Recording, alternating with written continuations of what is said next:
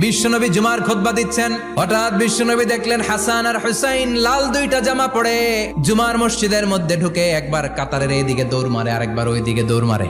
বিশ্বনবী খুতবা থামিয়ে দিলেন, মিম্বার থেকে নেমে হাসান হুসাইনকে দুই হাতে টানতে টানতে মিম্বারের উপরে নিয়ে আসলেন যাতে মুসল্লিদের ডিস্টার্ব না হয়ে যায়। হাসানকে ডান হাতে ধরে হুসাইনকে বা হাতে ধরে বাকি খুতবাটা বিশ্বনবী তখন শেষ করলেন।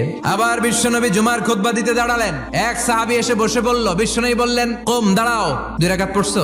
সাহাবী কয় না, পড়ি নাই। বিশ্বনবী বললেন, 2 রাকাত পড়ো। খুতবার নিরবিচ্ছিন্নতাকে ভঙ্গ করে বিশ্বনবী তাকে দাঁড়াতে বললেন, 2 রাকাত নামাজ পড়তে বললেন। তার মানে খতিব সাহেব মন গড়া শুধু খুতবা দিয়ে যায় না, ডানে বায়ে কোথায় কি হচ্ছে সবকিছু নজরে রেখে, কন্ট্রোলে রেখে সামাজিক সব সমস্যার কথাগুলো তুলে ধরে অসামাজিক কার্যকলাপের বিরুদ্ধে হুঙ্কার দিয়ে জুমার প্ল্যাটফর্মটাকে শক্তিশালী করাই হচ্ছে একজনের খতিবের দায়িত্ব। চিল্লায় এখন ঠিক কিনা?